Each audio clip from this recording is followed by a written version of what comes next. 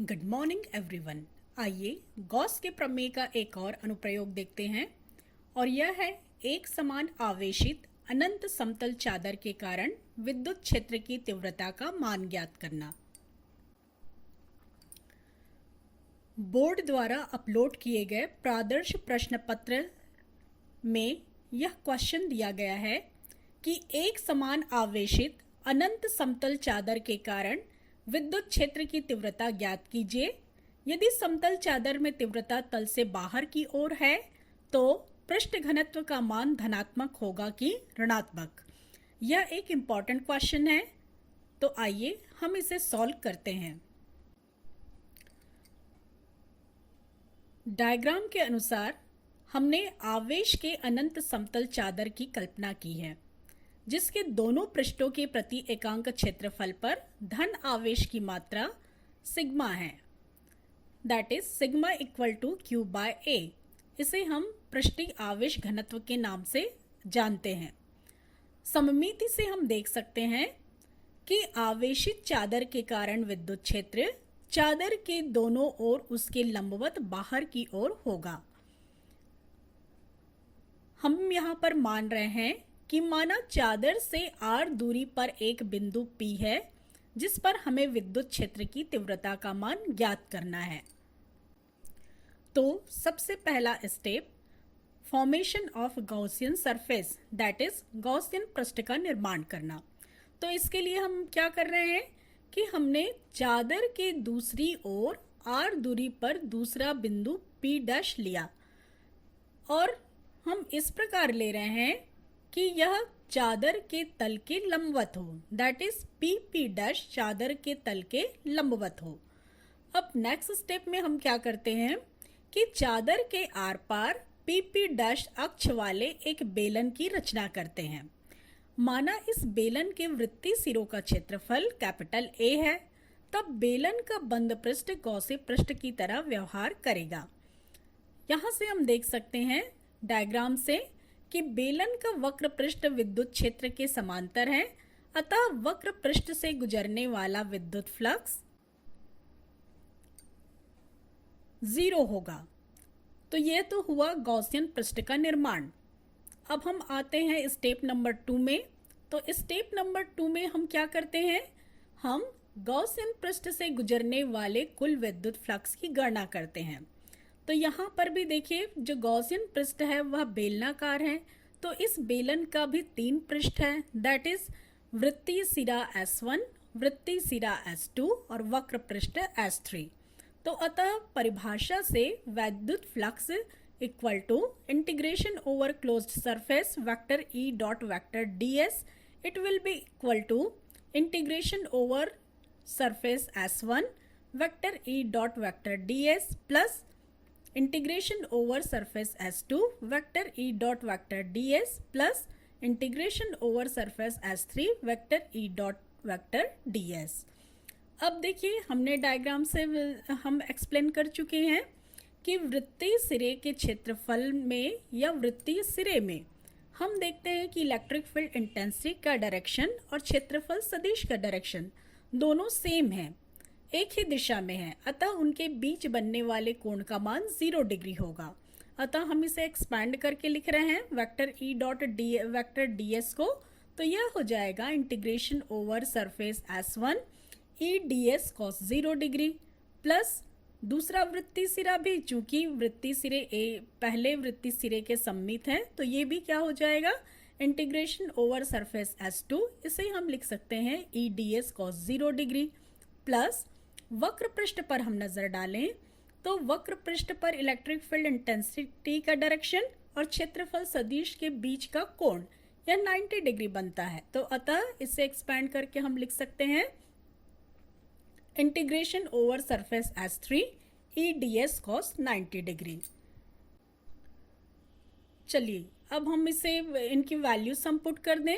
cos 0 degree की value 1 होती है एंड cos 90 डिग्री की वैल्यू 0 होती है। तो चलिए हम इक्वेशन में पुट कर देते हैं और integration over closed surface vector E dot vector ds equal to हमें मिल जाएगा integration over surface S1 E ds cos 0 degree की value 1 plus integration over surface S2 E D S cos 0 degree की value 1 और next term जो है यह surface S3 से गुजरने वाला वैद्युत फ्लक्स का मान 0, दैट इज हमने लिख दिया प्लस 0।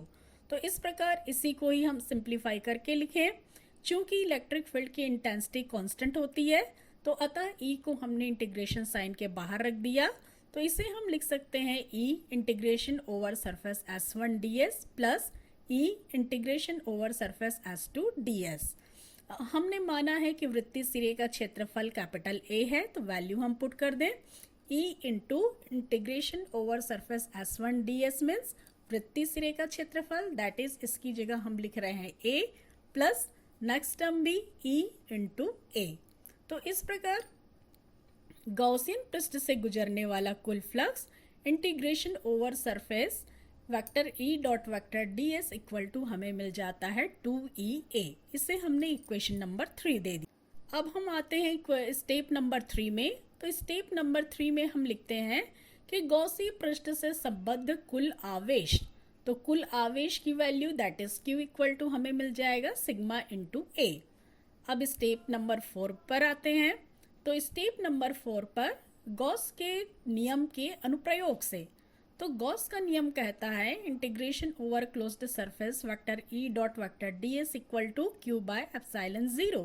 तो समीकरण 3 और 4 से हम वैल्यूज पुट कर देते हैं। Vector E dot vector ds equal to हमें मिला है 2 टाइम्स EA, तो 2 times EA equal to Q की वैल्यू sigma A by epsilon 0। Both side से A कैंसल आउट हो जाता है और इस प्रकार इलेक्ट्रिक फील्ड की इंटेंसिटी E इक्वल टू हमें मिल जाती है सिग्मा बाय 2 एप्सिलॉन 0 और इसका यूनिट होगा न्यूटन पर कूलम। प्यारे बच्चों, इस इक्वेशन से हम देख सकते हैं कि विद्युत क्षेत्र की तीव्रता R पर निर्भर नहीं करती, अतः आवेशित चादर के समीप विद्युत क्षेत्र की तीव्रता एक समान होती है तथा E की दिशा समतल चादर के अभिलंबवत होती है। नेक्स्ट जो क्वेश्चन इसमें पूछा गया था कि यदि समतल चादर में तीव्रता तल से बाहर की ओर है तो पृष्ठ घनत्व का मान क्या होगा, धनात्मक कि ऋणात्मक? तो इसका आंसर होगा कि पृष्ठ घनत्व का मान धनात्मक होगा। डायग्राम से हम देख सकते हैं। तो इस प्रकार क्योंकि हमने क्या लिया हुआ था कि समतल चादर पर जो आवेश है वो धन आवेश है, तो धन आवेश है तो पृष्ठ तो विद्युत क्षेत्र की तीव्रता का डायरेक्शन कहाँ होगा, अभिलंबवत बाहर की ओर, तो अतः पृष्ठ घनत्व का मान धनात्मक होगा। Thank you. और क्लियरली इसे समझने के लिए आइए वीडियो के माध्यम से समझते हैं। आवेश के अनंत समतल चादर की कल्पना करते हैं। अनंत समतल चादर हम इसे इसलिए कह रहे हैं क्योंकि इसका साइज ऑब्जर्वेशन पॉइंट के कंपैरिजन में काफी बड़ा होता है। यहाँ पर डायग्राम में हमने इसके केवल एक छोटे से पार्ट को शो किया है। हमें गिवन है इस चादर के पृष्ठ के दोनों ओर प्रति एकांक क्षेत्रफल पर आवेश की मात्रा या पृष्ठीय आवेश घनत्व का मान सिग्मा है। तो हम देख सकते हैं सममिति से ये इस प्रकार हमें चादर दिया गया है। तो हम देखें इलेक्ट्रिक फील्ड इंटेंसिटी का डायरेक्शन, तो ये इसके रेडियली आउटवर्ड होगा चादर के दोनों ओर। अब हमें क्या करना है कि हमें इस चादर से r डिस्टेंस पर बिंदु P दिया गया है। इस बिंदु P पर हमें विद्युत क्षेत्र की तीव्रता का मान ज्ञात करना है। तो इसके लिए हम चादर के दूसरी ओर उतनी ही दूरी r पर एक अन्य बिंदु P' की हमने कल्पना की और ये P' हमने इस प्रकार लिया कि यह चादर के लंबवत है। हम इसे इस प्रकार शो कर सकते हैं ऐसे कि ये चादर के लंबवत P और P' हमने लिया। अब इस P' को अक्ष मानकर हमने एक बेलन का निर्माण किया। तो इस प्रकार यह एक गॉसियन पृष्ठ का निर्माण हो जाता है। अब इस गॉसियन पृष्ठ को हम देखें तो यह 3 पृष्ठों से मिलकर बना है, जिसे हम इस प्रकार दर्शा रहे हैं चित्र से। पृष्ठ S1 वृत्तीय सिरा, पृष्ठ S2 वृत्तीय सिरा, साथ ही साथ वक्र पृष्ठ S3। इस प्रकार का बनता है S1, S2 और ये S3। अब हम देखिए यहाँ पर इलेक्ट्रिक फील्ड इंटेंसिटी और साथ ही साथ क्षेत्रफल सदिश के बीच बनने वाले कोण के मान की हम गणना करें। तो इसके लिए देखिए यहाँ पर देखते हैं हम वृत्तीय सिरे S1 पर, तो इसे हम इस प्रकार शो कर लें। ये हुआ वृत्तीय सिरा S1। यहाँ पर जो इलेक्ट्रिक फील्ड इंटेंसिटी का डायरेक्शन है वो रेडियली आउटवर्ड होगा, और साथ ही साथ हम देखें कि ds का डायरेक्शन क्या है। तो ds का जो डायरेक्शन है ये भी जो है अभिलंबवत दिशा में होगी। तो इस प्रकार वृत्तीय सिरे S1 और वृत्तीय सिरे S2 पर जो इनके बीच बनने वाला एंगल है थीटा का मान वो मिलेगा हमें 0 डिग्री। क्लियर। अब इसके बाद हम वक्र पृष्ठ पर देखें तो वक्र पृष्ठ पर विद्युत क्षेत्र की दिशा ये रेडियली आउटवर्ड है, साथ ही साथ यहाँ पर जो क्षेत्रफल सदिश है उसका डायरेक्शन ये होगा अभिलंबवत दिशा में। तो इस प्रकार इनके बीच जो बनने वाला एंगल है ये होगा 90 डिग्री। तो चलिए इसी को हम लिख रहे हैं, और इस प्रकार पहले स्टेप में हमने लिख दिया कि गॉसियन पृष्ठ S इक्वल टू 3 पृष्ठों से मिलकर बना, वृत्तीय सिरा S1, वृत्तीय सिरा S2 और वक्र पृष्ठ S3। अब इसके बाद सेकंड स्टेप में इस गॉसियन पृष्ठ से बद्ध कुल विद्युत फ्लक्स का मान, तो इसे हम लिखे integration over closed surface vector E dot vector ds, और ये बराबर होगा इंटीग्रेशन ओवर सरफेस S1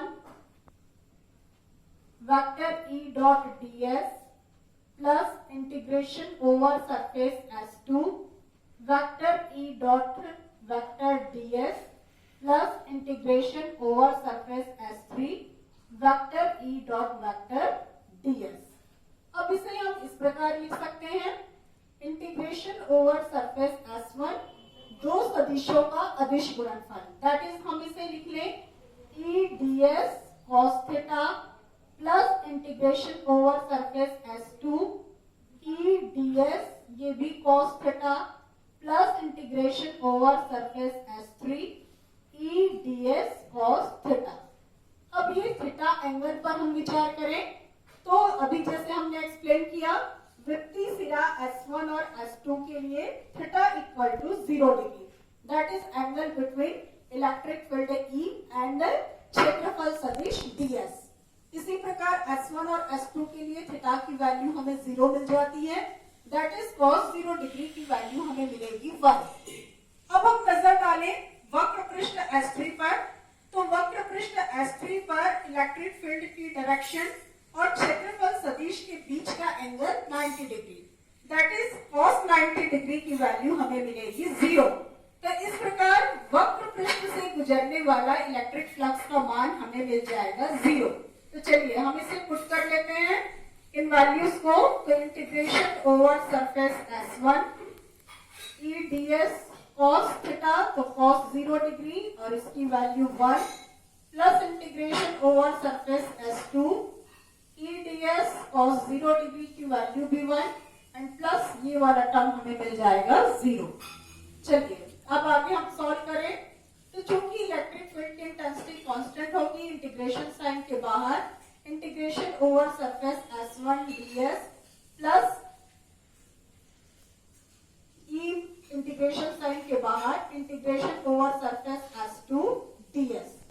अब देखिए हम यहाँ मान लेते हैं कि माना वृत्तीय सिरों का क्षेत्रफल कैपिटल A है, टोटल एरिया, तो इस प्रकार integration over surface S1 ds की वैल्यू भी कैपिटल A और integration over surface S2 ds की वैल्यू भी कैपिटल A।